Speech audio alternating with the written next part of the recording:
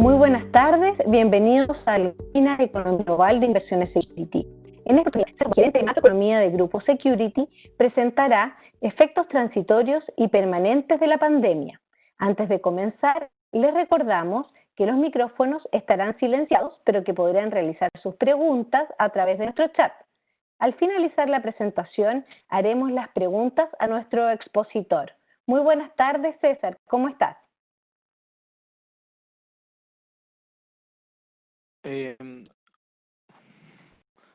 Hola Loreto, buenas tardes. Bueno, primero que todo, buenas tardes a todos. Muchas gracias por participar en este nuevo webinar. Hoy día vamos a tratar de hablar un poquito de la economía global, ver qué es lo que ha pasado, cómo vamos, cuáles podrían ser los escenarios más probables y también un poco los riesgos que estamos viendo para la economía global, para luego hacer lo propio con la economía local. Déjenme partir mostrando estos indicadores. A ver, son unas encuestas que se le hace a las empresas que entregan servicios en diferentes países del mundo, y una de las principales cosas que sabemos ya de esta crisis es que tuvo un freno en la actividad de manera muy significativa, muy abrupta. De hecho, acá no está, pero si lo comparamos incluso con lo que pasó en la crisis 2008-2009, fue mucho más pronunciada, donde el hecho de cuando las economías tuvieron que cerrarse, hacer cuarentena, hubo una merma, un freno en el proceso productivo y por lo tanto las actividades cayeron mucho, pero estos son encuestas de prácticamente encuestas de confianza, o encuestas más que de confianza de cómo está la empresa respecto al mes previo. Normalmente en la línea de los 50 puntos es el umbral. Cuando está sobre los 50 puntos significa que la empresa o la realidad de las empresas está mejor que el mes previo, por lo tanto son una señal de expansión. Cuando estamos por los 50 son una señal de contracción de la economía. Tienen algunas ventajas que son una frecuencia bastante alta y rápida, o sea, prácticamente cada mes tenemos los datos de las encuestas, y lo que tuvimos en primer trimestre de este año fue que, no sé, el primer país en tener el efecto de la pandemia fue China, que se ve aquí a través de la línea verde, con una gran caída en los indicadores de estas encuestas. Y seguido, ¿no es cierto?, del resto de las principales economías, tanto Estados Unidos como la eurozona y Japón. Pero también se ve acá que una vez que se controló la pandemia, al menos en China, y empezó a reabrir la economía, hubo una recuperación en forma de V, muy rápida, incluso mejor a la prevista en marzo-abril, cuando estábamos en el peor momento de la pandemia en los países desarrollados. Entonces, una de las primeras respuestas a la pregunta del título de cuáles son efectos transitorios y permanentes, uno de los efectos transitorios en realidad podríamos decir que son los efectos en las confianzas de las empresas, que acá se ve que una vez que las economías empiezan a reabrir, vuelven a estar en niveles más bien optimistas, incluso fue más rápido de lo pensado. Pero acá hago una comparación ya en el caso de Estados Unidos, lo que es el nivel de PIB, el nivel de producto, y acá un poco la foto es un poquito más negativa. Si se ve en la línea roja es cómo venía creciendo o cómo venía el nivel del producto en Estados Unidos. Ahora, si lo hago para otros países es muy similar, pero cómo venía el nivel del producto en Estados Unidos. Y ahí se ve claramente la caída es muy grande, de hecho fue casi un 10% en el segundo trimestre, y si bien hoy en día la expectativa del consenso es que esto se va a recuperar, y por eso esta recuperación que se dice en forma de V, que es la línea azul del medio, eso es bastante positivo. Hay un escenario un poquito más negativo también, donde una reapertura más lenta podría llevar a una recuperación a lo mejor más lenta todavía que el que está hoy día metido en el consenso, o incluso un escenario más extremo, que sería nuevas cuarentenas que hagan que el PIB vuelva a caer. Pero hoy día eso está un poquito más lejano.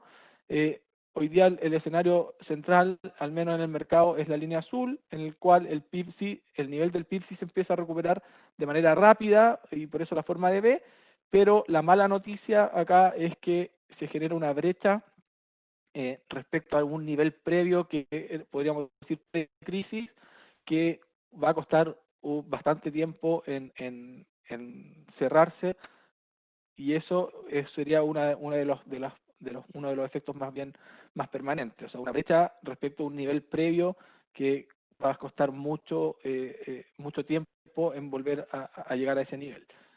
Y por lo tanto, y por lo mismo, o sea, estamos hablando de que fue una crisis económica bastante significativa, y por lo tanto la respuesta de políticas, porque son tanto monetaria como fiscal, fueron muy transversales, o sea, prácticamente todos los países las aplicaron, agresiva, bastante rápida. En el caso de Chile, la tasa que estaba en 1,75 se fue rápidamente al 0,5.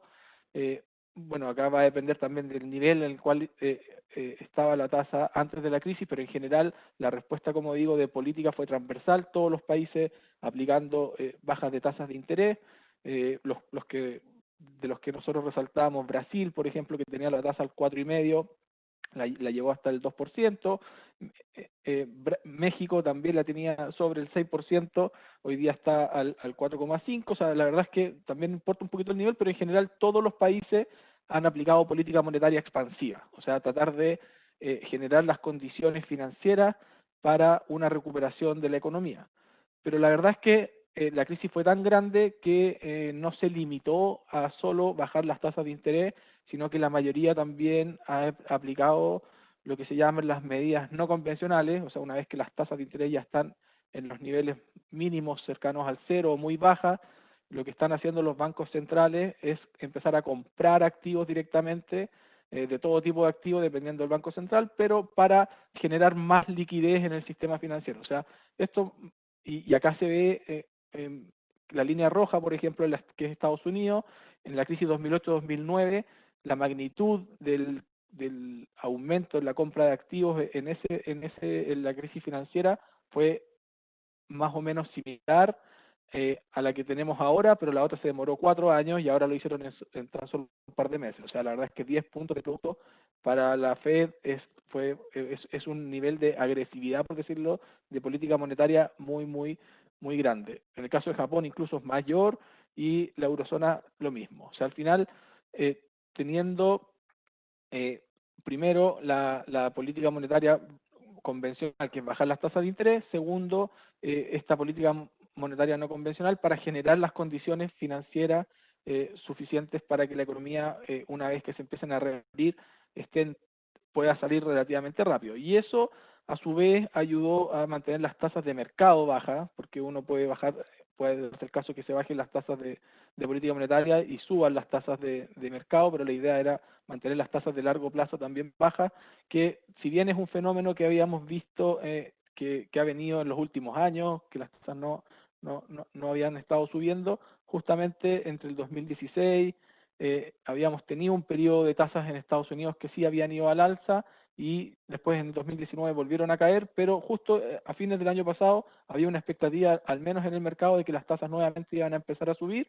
con la crisis y con la mayor expansividad monetaria. Eso se revierte y las tasas se quedan bajas, lo que genera el primer paso, ¿no es cierto?, para condiciones financieras un poquito más favorables. Pero vino la segunda parte, y la segunda parte son las políticas fiscales, que también fueron bastante agresivas. Por supuesto que más agresivos fueron los países que tenían más capacidad de hacerlo, generalmente los que se eh, coinciden, ¿no es cierto?, con las mejores clasificaciones de riesgo, porque al final las clasificadoras ven en los países su nivel de deuda, al igual como lo ven un banco a un cliente, y al final los países que tenían capacidad de endeudamiento lo hicieron, y de manera bastante significativa.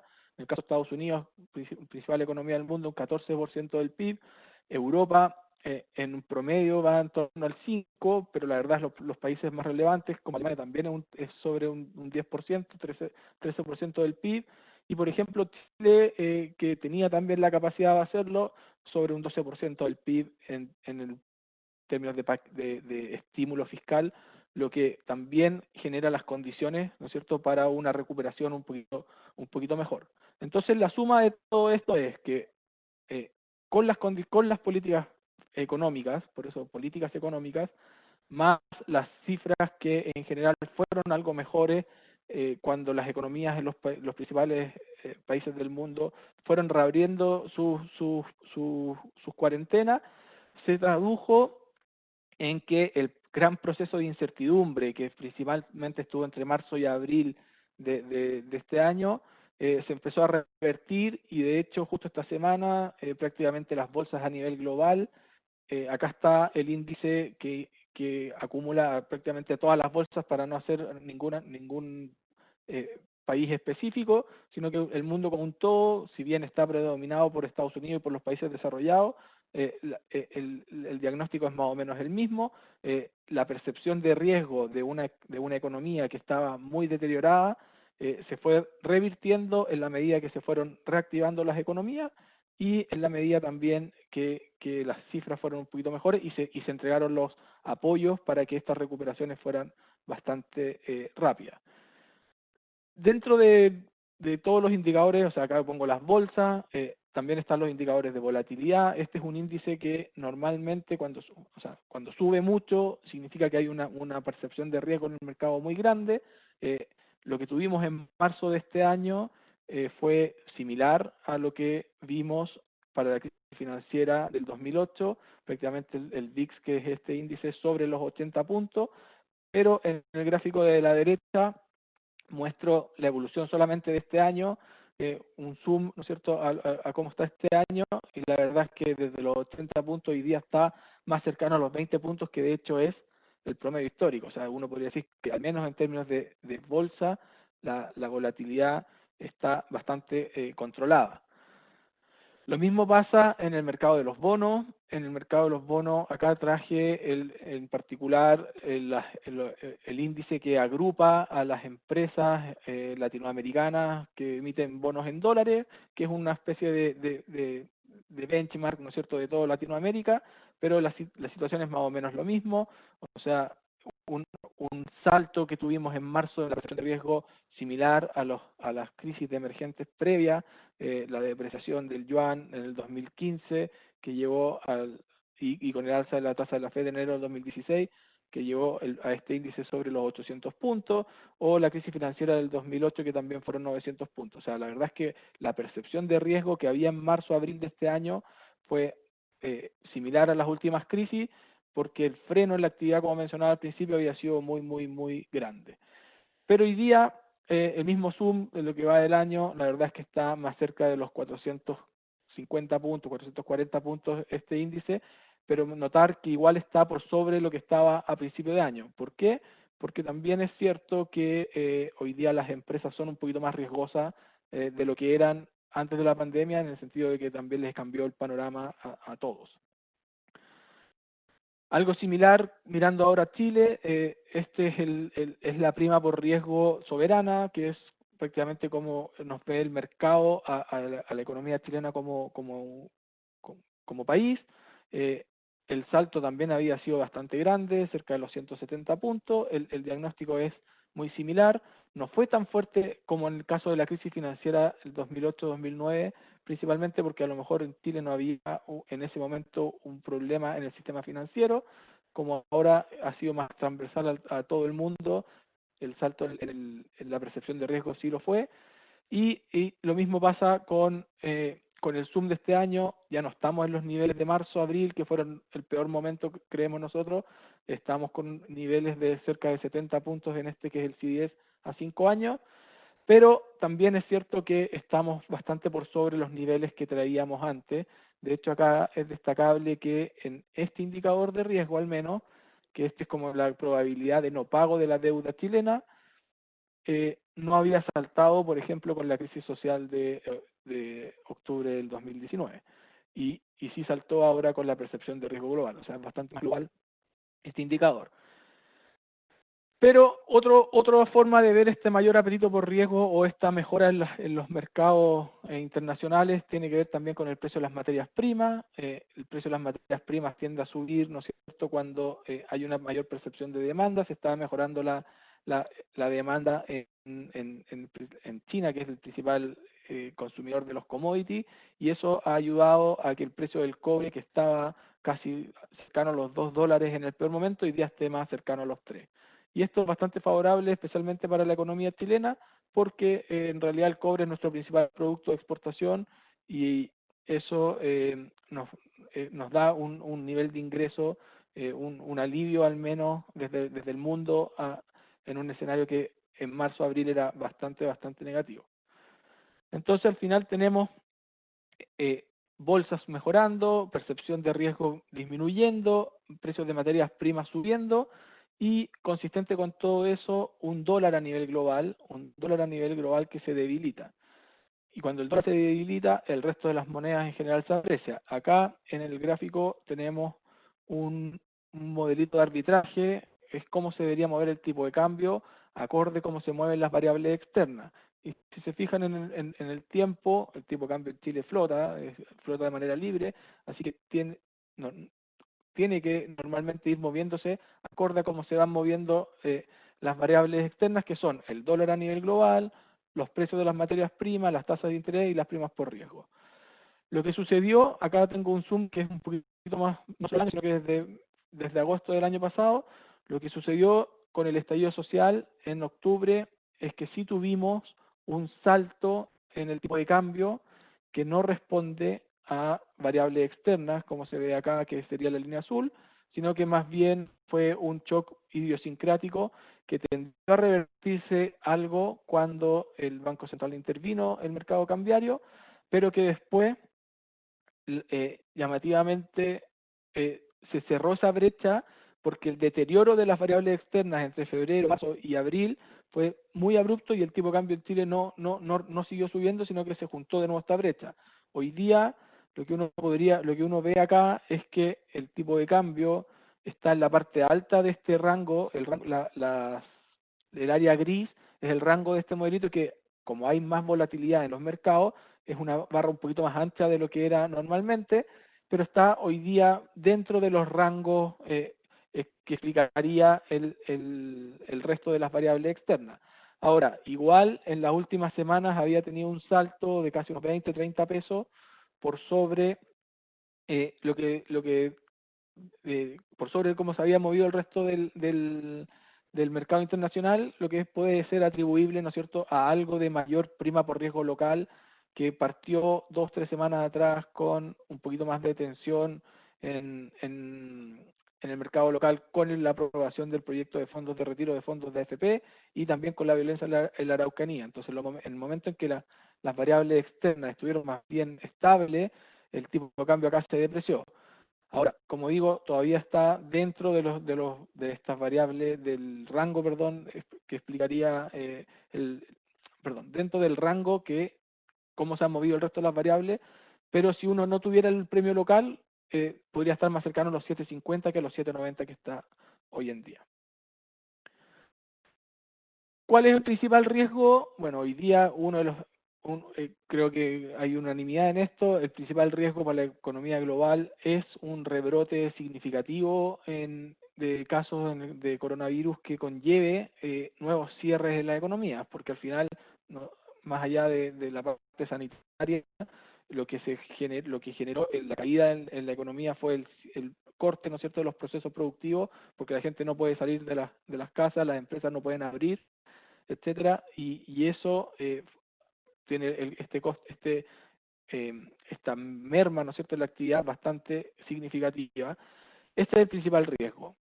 Lo positivo es que Estados Unidos, la principal economía del mundo, que no había logrado controlar los casos hasta recién ahora este mes, algo se ha venido moderando. Preocupa las señales en Europa, especialmente en España, donde ha habido un nuevo aumento, pero creemos que todavía van a seguir siendo focos más bien concentrados o acotados, pero que las economías no van a volver a cerrar como lo hicieron entre marzo y abril. Pero también hay un segundo riesgo que ha estado un poquito fuera de foco en los últimos tiempos, en la última semana, en los últimos meses de hecho, que es una nueva guerra comercial entre Estados Unidos y China. Y esto principalmente porque todas las encuestas hoy día están mostrando que Trump perdería la elección presidencial, y una de las cosas que le dio rédito para salir presidente fue un discurso más proteccionista, más pro industria norteamericana, y en realidad ir a esta guerra comercial que tuvo con China. Pero más allá del análisis político, si esto sigue surgiendo, si Trump eh, usa esta estrategia para lograr ganar la reelección, los grandes perjudicados vamos a ser las economías emergentes, como lo fue en el 2016, en el 2016 cuando salió Trump electo. Y ese es un poco el resumen de lo que ha pasado afuera. ¿Qué ha pasado en Chile? En Chile hemos tenido, acá la línea roja muestra un promedio de los últimos 5 días de los contagios, que se ha estabilizado en un nivel cercano a los 1.500 contagios por día. Ha caído, pero no ha caído tan fuerte como cayó en otras economías. Ha costado que la velocidad de esta sea un poquito más rápida. Aún así, lo que hemos tenido ha sido que gradualmente las autoridades sanitarias están abriendo las cuarentenas, lo que todavía aún no se refleja en este índice de restricciones, que es bastante más duro porque no se han abierto restaurantes, no se han abierto los colegios, pero en la medida que esto continúe moderándose, eso debería continuar. Ahora, de todas formas, sin entrar a muchas cifras porque el tiempo era bastante acotado, las cifras de julio y agosto han sido bastante mejores que las que tuvimos en el segundo trimestre, y eso llevó a que al menos la expectativa para el PIB del año completo dejara de caer. O sea, había caído bastante, de manera bastante significativa entre marzo y junio de este año, de hecho desde un alza de un 2% hasta una caída del 6%, pero en el último mes la encuesta de expectativas económicas del Banco Central mostró incluso una leve mejora de una décima, pero prácticamente nada, eh, una estabilidad en la expectativa de crecimiento. O sea, hemos tenido en Chile también cifras que fueron un poquito mejor, o al menos eliminaron el escenario más negativo que se pensaba en algún momento, y eso debería continuar de la mano de las reaperturas. Y por lo mismo es que nosotros seguimos pensando en que vamos a tener una recuperación en forma de V corta, al igual como lo fue en el resto de los países, pero acá la línea debería estar, en realidad me equivoqué, debería estar acá en junio de 2000. Este es lo mismo que mostré al principio con Estados Unidos, pero para Chile, un índice que mide el nivel de actividad, no la variación como lo medimos siempre, sino que el nivel de actividad. Y acá la caída fue mucho mayor que la que tuvimos en el estallido social de octubre del 2019, y fueron 3 meses de caída en el mes a mes. Si bien es un índice desestacionalizado, así que se puede medir contra el mes previo, tuvimos caída en marzo, tuvimos caída en abril, tuvimos caída en mayo, pero en junio, pese a que fue un mes que las cuarentenas todavía estaban activas, la economía logró crecer respecto a mayo, y eso ayudó a que el mercado, como mostraba, eliminara los escenarios más negativos. Y nuestra estimación para los próximos meses es que este índice va a seguir mejorando con respecto al mes previo. Ahora, la mala noticia, que al igual que en Estados Unidos, hay una brecha que se generó respecto a lo que uno tenía, o una estimación previo al estallido social, y esa brecha, la verdad es que va a tardar bastante tiempo en cerrarse. Tiene que pasar varias cosas para que esa brecha mejore, o esa brecha se vaya cerrando. Y uno de los principales damnificados de todo esto, de esa brecha que muestro, es el mercado laboral. El mercado laboral mostró caídas bastante significativas, ¿no es cierto?, en el empleo, una caída de 20% con respecto a un año atrás, es una caída súper significativa. Eso llevó a que la tasa de desempleo subiera hasta el 12%, si bien la fuerza de trabajo también cae, eso tiene que ver con un poquito con la inactividad, o sea, gente que pierde el empleo y no sale a buscar empleo porque o cree que no lo va a encontrar porque están todas las economías, las empresas prácticamente en la misma, o porque no puede incluso salir de su casa. Entonces sale de la fuerza de trabajo y evita que el desempleo suba mucho más. Si uno hiciera un ejercicio muy simple de decir que la fuerza de trabajo no se moderó, esta tasa sería 25%. Ahora, sabemos que siempre algo de la fuerza de trabajo cae cuando la actividad cae. Pero uno de los principales damnificados, entonces, como digo, es el mercado laboral y esto se va a demorar también bastante tiempo en revertirse. De hecho, ese 20% equivale a 1.800.000 empleos perdidos en el último año. Eh, y acá hay aquí vaso medio vacío, si no quiere mirar el vaso medio vacío, claro, de cerca de 800.000 de esos empleos son empleos formales, asalariados, que es muy probable que se demoren mucho tiempo en recuperarse, porque las empresas tienen que primero tener una recuperación de las demandas, luego siempre hay un proceso, ¿no es cierto?, de adaptación a a los nuevos tiempos, de incluso mejora en la productividad, para antes de empezar a nuevamente contratar gente. Pero el vaso medio lleno es que normalmente cuando los empleos asalariados caen, suben los por cuenta propia, y en esta ocasión no pasó eso, sino que los cuenta propia también, cerca de 650.000 empleos perdidos por cuenta propia. Eso es muy probable que sí se puedan generar de manera rápida una vez que la economía siga reabriendo. Y si lo miramos por sectores económicos, ¿qué otra forma de hacerlo?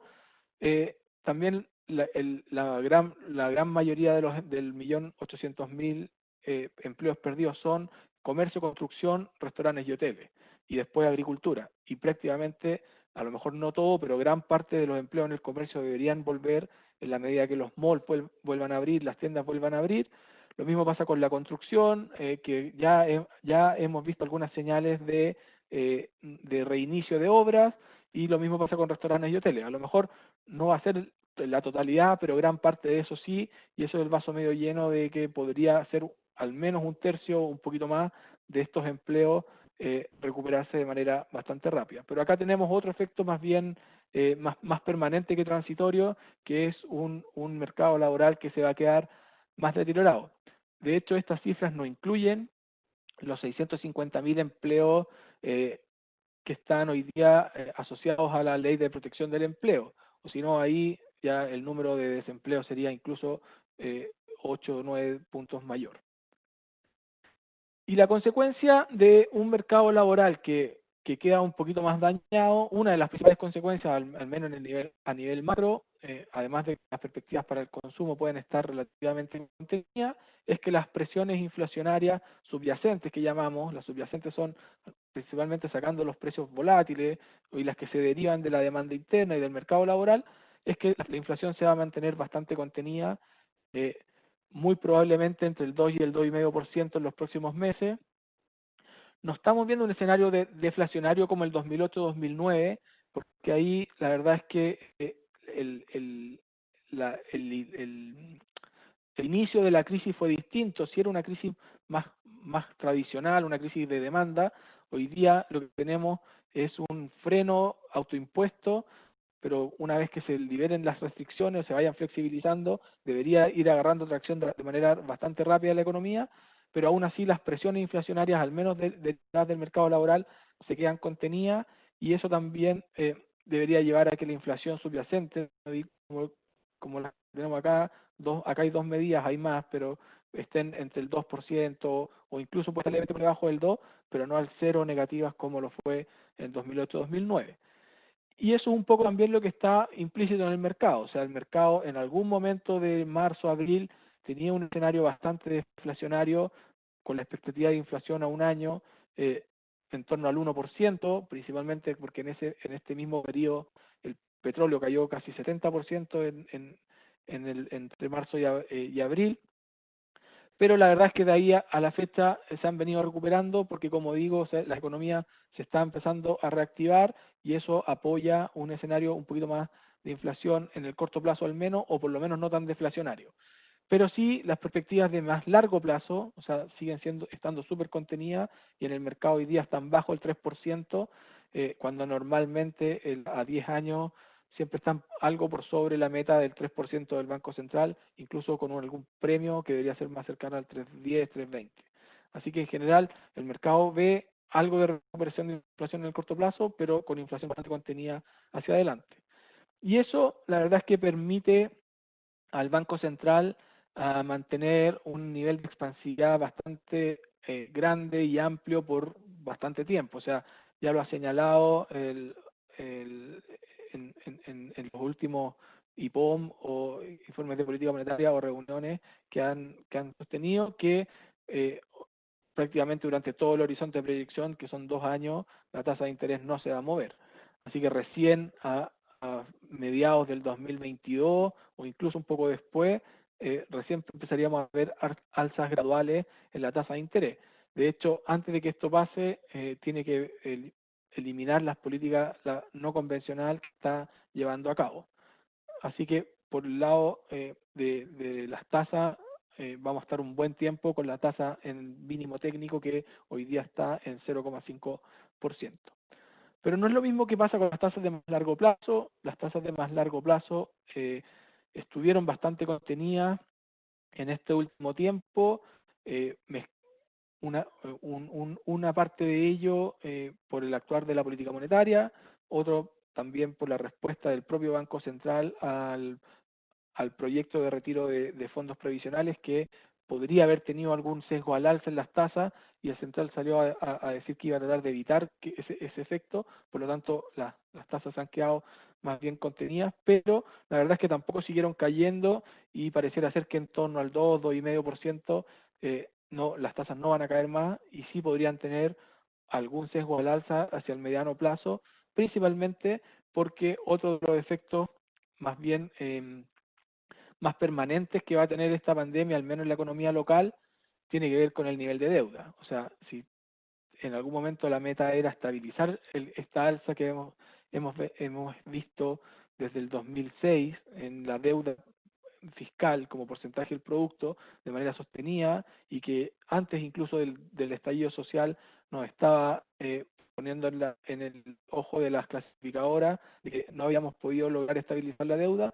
Bueno, hoy día eso cambió y no solo no lo vamos a estabilizar ni reducir, sino que esto sigue subiendo y se va acercando rápidamente al 50% del producto, dado todos los gastos comprometidos que incluso pueden llegar o pueden seguir aumentando en los próximos meses. O sea, acá hay una noticia a lo mejor un poquito más negativa en el sentido de que eh, el nivel de deuda es la capacidad que tiene el gobierno para responder ante nuevas demandas y acá la verdad es que se ha ido agotando. O sea, lo que yo mostraba en el mapa al principio, estamos de los países que más ha aumentado el estímulo fiscal, salvo Japón, a lo mejor que era el que más lo ha hecho, pero la historia de Japón es un poquito distinta. Entonces acá hay unas balas que se van agotando. Se puede seguir aumentando en la deuda, sí, pero cada vez es más costoso. Entonces al final, desde el punto de vista macro, este otro de los efectos que es más bien permanente. Y para cerrar, algo que también me han preguntado bastante es por qué si había una expectativa de que el IPSA se iba a caer bastante fuerte, dado el proyecto de retiro de fondos. La verdad es que en las bolsas siempre hay que mirarlas en términos relativos.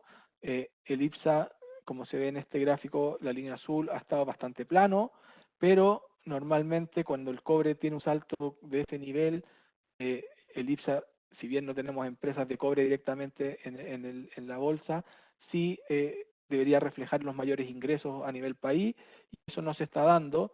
Y otra forma de verlo es que con respecto a otros países, otras economías emergentes, mientras el resto de las economías emergentes sube, el IPSA está plano. Entonces, en términos relativos, la verdad es que el IPSA no ha mejorado sí se ha deteriorado. Así que aquí están en realidad las principales conclusiones. En la medida que los países sigan con la reapertura, la actividad seguirá recuperándose, pero hay una brecha bastante grande entre la economía global como en la chilena, que se va a demorar bastante tiempo, años incluso en cerrarse, con efectos bastante grandes en el mercado laboral, lo que a su vez en todo caso permite que las presiones inflacionarias estén súper contenidas. La inflación siempre ha sido un riesgo para los bancos centrales, para los gobiernos, pero hoy día eso está bastante lejos de ser hoy día un riesgo, pero el principal costo hoy día no viene por la inflación, sino que viene dado por la deuda, que va a quedar en niveles considerablemente más elevados. Acá dejo el cuadro con las proyecciones. Fue un resumen bastante rápido, va a estar en la media hora, 40 minutos que teníamos disponible, y ahora quedo dispuesto a responder las preguntas que me vayan haciendo.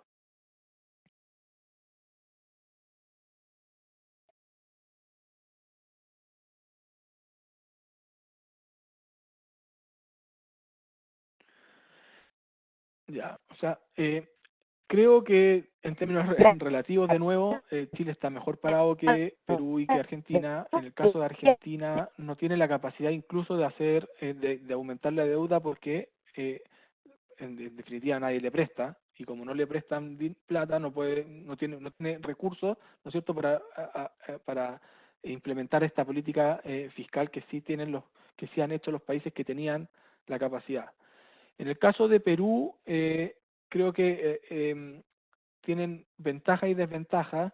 La ventaja es que están más dependientes de industrias que han sido menos afectadas, como la minería. Nosotros también tenemos una alta dependencia de la minería, pero Perú también la tiene, y con eso, como digo, esas industrias de hecho han sido de las menos afectadas, y por lo tanto tiene una capacidad de recuperación ahí. El problema es que en términos de la pandemia le ha costado bastante más controlarla, y han tenido números bastante más malos. Así que la verdad es que en términos relativos Chile sale bastante mejor de hecho en el continente.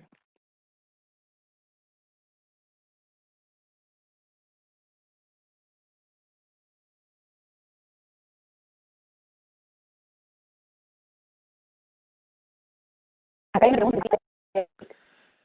Ya, hoy día las bolsas en Estados Unidos ha seguido subiendo en el año, como decía, dado por una mejor perspectiva de que la economía va a andar un poquito mejor, y un poquito el plano electoral no ha jugado un rol tan importante a nuestro juicio en términos bursátiles.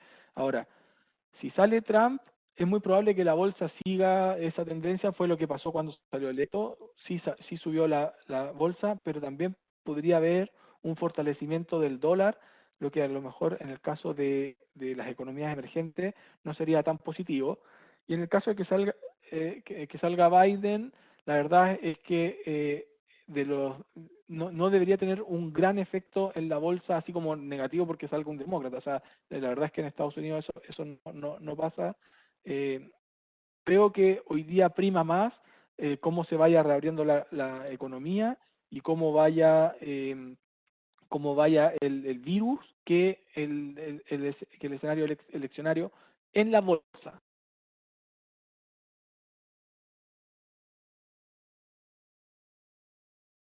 Con respecto al dólar, una caída del dólar para el 2020 a 7.80 y 2021 7.50 pese al deterioro político interno. Porque principalmente lo que estamos esperando es un dólar a nivel global que se siga debilitando. Y ahí, si bien lo mencioné o lo tenía implícito en el gráfico de tipo de cambio, que voy a decirlo hoy de nuevo,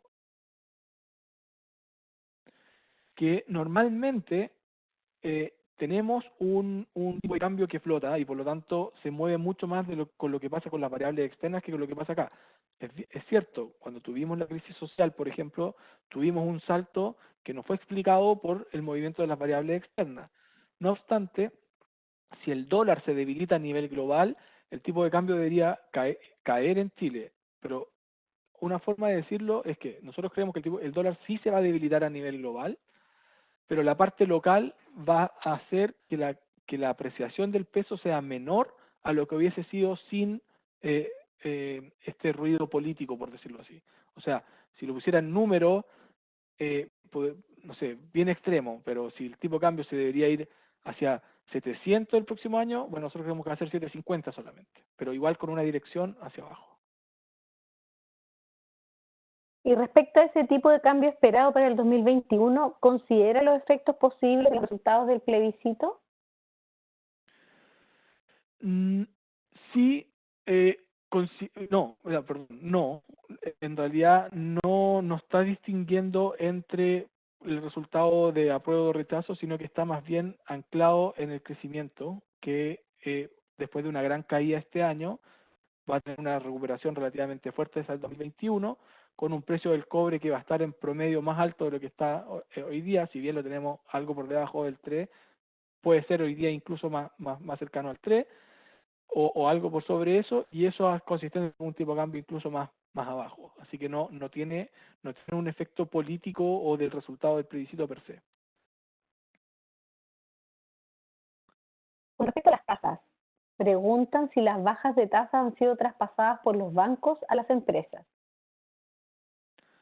Sí lo han sido. De hecho, no lo tengo acá en términos de la tasa efectiva de mercado, pero este es la tasa base al final, y la tasa base de mercado, porque al final los bancos cobran un spread sobre esta tasa sí cayó, está cerca del 3 y 3,5 incluso, y hoy día está el 2, 2,5, o sea, son 100 puntos que hace que el consumidor final o la empresa final tenga un costo de financiamiento más bajo. De hecho, eso es una de las razones por la cual el Banco Central baja las tasas de interés, para que el costo de financiamiento de las empresas y de los consumidores sea más bajo.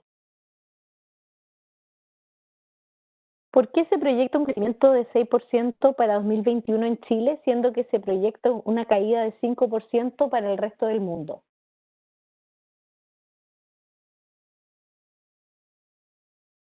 ¿No? De hecho, en Chile cae un poquito más este año que lo que tenemos nosotros para el mundo, que es de 3, pero el mundo crece un 5% en 2021 y Chile crece más. Dado que cayó un poquito más, crece un poquito más. Eso es lo que se llama como el beta de crecimiento. O sea, países emergentes, cuando el mundo crece vigorosamente, crece 4 o 5%, Chile crece más que eso. Cuando el mundo cae, Chile cae más que eso. ¿Y cómo ves las tasas de deuda corporativa hacia adelante? Eso en pesos me imagino que es la pregunta. Pero Una crítica. claro, lo voy a poner con el gráfico de las tasas. Estas son las tasas de deuda corporativa. O sea, al final esto es el spread que, que tienen los bonos en promedio de todas las empresas en Latinoamérica, en este caso en dólares. Pero si lo pongo en moneda local es más o menos similar. Y lo que uno tiende a pensar acá es que no van a estar al nivel previo, no van a volver a los 350 puntos que tenía este índice, pero no vamos a ver un salto tan significativo de riesgo al final como tuvimos en marzo o abril de este año. O sea, en el escenario más probable esto puede incluso caer un poquitito más, hasta los 400 puntos, probablemente no mucho más que eso, porque las empresas sí están hoy día, lamentablemente, peor de lo que estaban antes de la pandemia. Pero las condiciones financieras ayudan a mitigar gran parte de eso, y en los precios de los activos, que es esto que estamos viendo acá, lo recogen de la mejor forma. Entonces, recuperación. Security está mirando a Japón en particular y a Asia en los fondos mutuos. No. De hecho, esa lámina no la mostré, pero la tenía de comodín, porque en nuestro último informe de portafolios, ya déjeme explicar un poquitito rápido lo que tenemos acá. Nosotros, por ejemplo, no tenemos algún sesgo hoy día entre renta variable y renta fija, ya, por eso esto está blanco. Pero dentro de la renta variable, que es una forma de verlo, eh, sí estamos sobreponderando los países desarrollados por sobre los emergentes. Y de hecho, por eso está en verde acá. Y principalmente en Estados Unidos y Europa. ¿Por qué? porque creemos que son los que al final van a tener una recuperación un poquito más vigorosa y lo están haciendo, en el caso de Europa lo está haciendo bastante bien con el caso de, dado la ayuda fiscal, con el fondo que lo sacaron bastante rápido, eh, incluso con la parte de contagio, salvo España, el resto ha andado bastante bien, así que en general la apuesta en términos de sesgo hoy día está en bolsas en Estados Unidos y en Europa. No obstante, en emergentes creemos que todavía está el sesgo en bonos. O sea, si hay que tomar algún riesgo en emergentes, preferimos tomarlo en bonos que en bolsa y por eso el corporativo en dólares, que es el fondo LED que tenemos nosotros, está sobreponderado acá.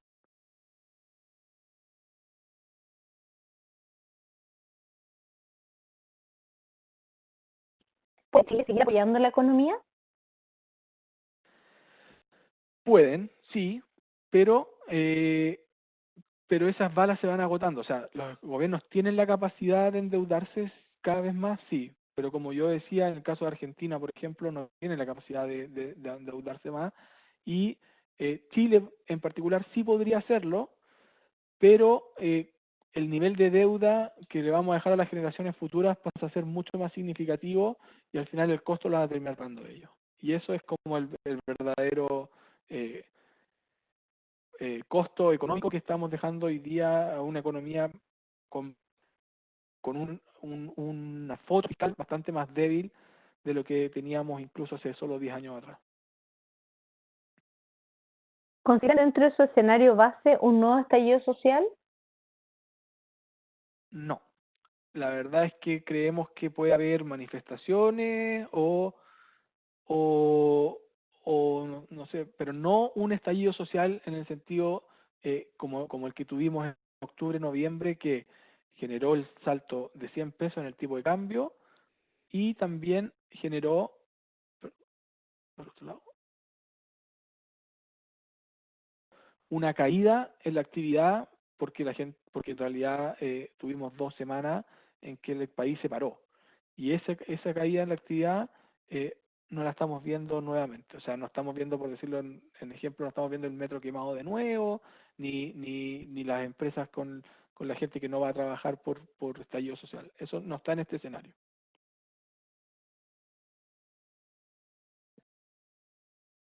¿Hasta cuándo puede caer Chile?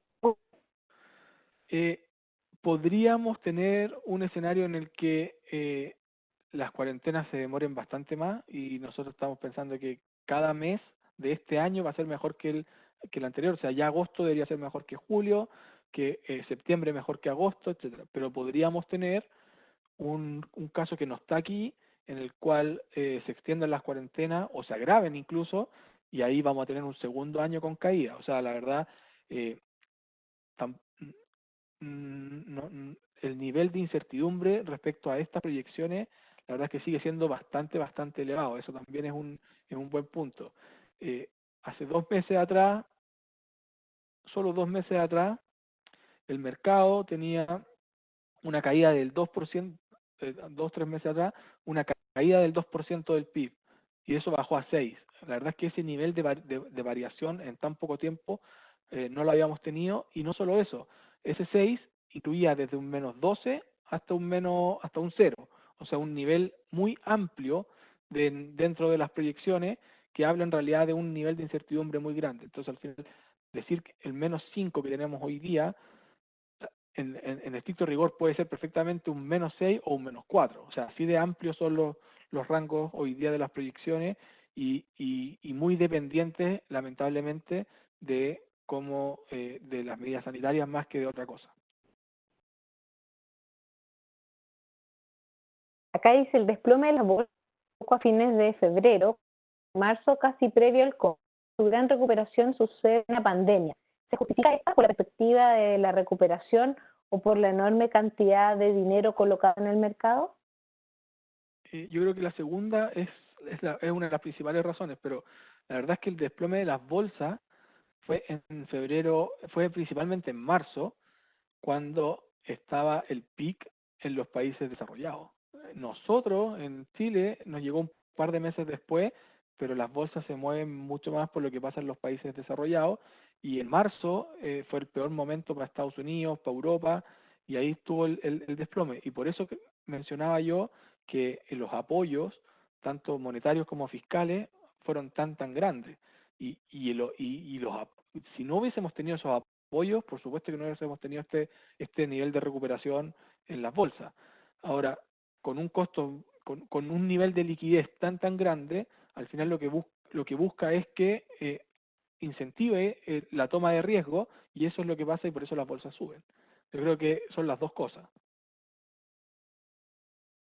César, acá nos piden si puedes mostrar la lámina donde aparece el endeudamiento a nivel global por país y si lo puedes volver a No explicar. no es el endeudamiento, es solamente el tamaño del estímulo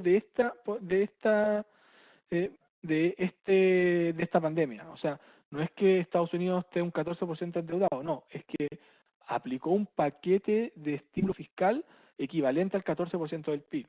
Lo mismo pasa con Chile. Chile aplicó un 12% del PIB. Brasil también cerca de un 12%, Alemania un 15%, un 14%, así se lee. Ok. Acá dice si Trump debe cerrar nuevamente la economía por lo que se está observando de COVID. ¿Cómo le pegaría esto a la opción presidencial y a la imagen de Trump? Yo creo que principalmente porque Trump sabe que la única forma que tiene de ganar la reelección es que la economía esté mejor de lo que se pensaba, y en el caso de Estados Unidos, Trump ni en julio, que iban subiendo los casos de coronavirus en Estados Unidos, mientras el resto del mundo los moderaba, en Estados Unidos subían, salvo Nueva York. eh, Trump nunca aplicó grandes cuarentenas, y ahora cuando en agosto se le ha caído el número de contagios, mucho más difícil que la vuelva a cerrar. Yo creo que si la cierra, o sea, no creo que la vuelva a cerrar porque necesita de la economía como para poder tener alguna opción de reelección, y creo que la segunda parte va a venir, si es que eso no va a ser suficiente, puede que se vuelva a enemistar, ¿no es cierto?, con China. De hecho, el último fin de semana iban a tener una reunión para evaluar los pasos a seguir de los acuerdos logrados a fines del año pasado, y Trump lo suspendió. Una clara señal de que no quiere mucho acuerdos hoy por hoy con China. ¿Cómo ha estado el IMASEC minero? ¿Minero? Sí, Eh, minero. Perfecto. Este efectivamente es el IMASEC no minero, o sea, el resto de las actividades. La minería pesa un 10%, pero lo positivo es que el IMASEC minero ha crecido, no ha tenido esta caída. De hecho, bueno, no tengo el gráfico acá, pero haciendo un símil, siguió esta tendencia más parecida a la línea azul. eh, un sector económico, al menos en Chile, mucho más dependiente de lo que pasa solamente en las minas en el norte, que si bien hubo contagios en algunas, en algunas minas, nunca frenaron los procesos productivos. O sea, no tenían cuarentena, no frenaron los procesos productivos, es una industria mucho más intensiva en capital que en mano de obra. O sea, al final lograron seguir produciendo y evitando que la caída del PIB fuera mayor. De hecho, por ejemplo, la cifra de junio, el PIB cayó 14%, pero el PIB no minero cayó 16%. ¿Por qué? Porque la minería creció algo, pero creció. Entonces, ha aportado en esta pasada a que el PIB total no caiga tanto.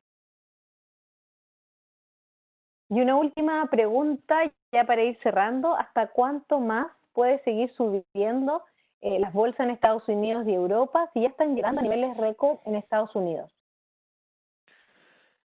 Esa es una discusión es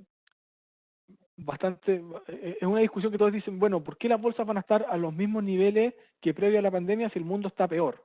Pero la verdad es que las bolsas no solo responden a la economía, sino que responden a dos cosas: a los flujos de caja esperados, que es la parte más de economía, pero también a la tasa de descuento a la cual yo traigo esos flujos. Y hoy día esa tasa es tan baja que me permite seguir impulsando el precio de las acciones. Así que nosotros creemos que las bolsas sí pueden seguir con una tendencia al alza, no tienen por qué tener una caída. A lo mejor la velocidad no va a seguir siendo la misma, porque esto sí fue bastante fuerte, pero uno podría pensar en que, dadas las condiciones financieras hoy día, las bolsas sí pueden seguir subiendo. No vemos una irracionalidad en eso. Muchas gracias, César.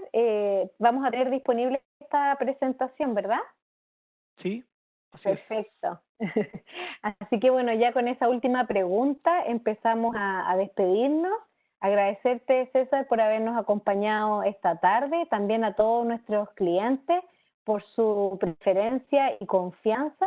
Vamos a seguir informándoles acerca de la macroeconomía, acerca de nuestros productos y obviamente toda la información que sea de interés. Es por esa razón que vamos a enviarles una breve encuesta para que también nos puedan ahí colocar los temas que más les interese. Enviaremos esta presentación y nos vemos en una próxima oportunidad de estos webinars de economía global. Muchas gracias y que tengan muy buena tarde. Chao, muchas gracias.